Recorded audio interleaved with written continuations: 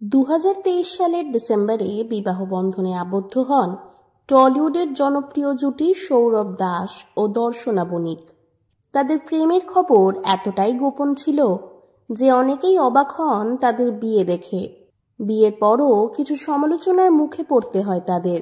সমালোচকরা ভবিষ্যৎবাণী করেছিলেন যে এই বিয়ে দীর্ঘস্থায়ী হবে না। তবে সব নিন্দুকের মুখে ছাই দিয়ে 1.5 বছরেরও বেশি সময় ধরে সুখী দাম্পত্য জীবন কাটাচ্ছেন তারা।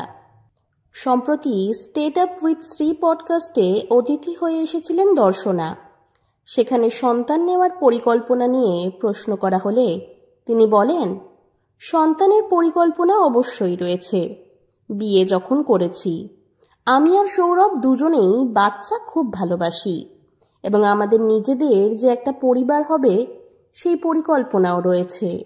পডকাস্টের সঞ্চালক আরো জানতে চান, সন্তান হলে কি টলিউডে কাজ হারানোর ভয় থাকে? এই প্রশ্নের উত্তরে দর্শনা বলেন, মেয়েদের খুব সহজে কাজ থেকে সরিয়ে দেওয়া হয়। এই অভিনেত্রী বিয়ে করছে, সরিয়ে দাও। ওর সন্তান হলো, মা হয়েছে, সরিয়ে দাও। বাংলা ফিল্ম ইন্ডাস্ট্রিতে ঋতুপর্ণা সেনগুপ্ত কিন্তু অনেক আগেই এটা ভেঙে দিয়েছেন। বর্তমানে শুভশ্রী গঙ্গোপাধ্যায়ও তাই করছেন। 2 সন্তান সামলে সব কাজ ম্যানেজ করছেন। এই বোম্বে যাচ্ছেন, এই তো কাল আবার ওখানে শো করছেন, আবার শুটিং করছেন, প্রোডাকশনের কাজ সামলাচ্ছেন। আমার মনে হয় মেয়েরা নিজে চাইলে আর ডাক্তার অনুমতি দিলে নারীরা সব পারে। তবে সৌরভ দর্শনার সংসারে নতুন সদস্য আসার খবর এখনো নিশ্চিত নয়। তাদের অনুরাগীরা অধীর আগ্রহে অপেক্ষা করছেন সেই সুখবরের জন্য।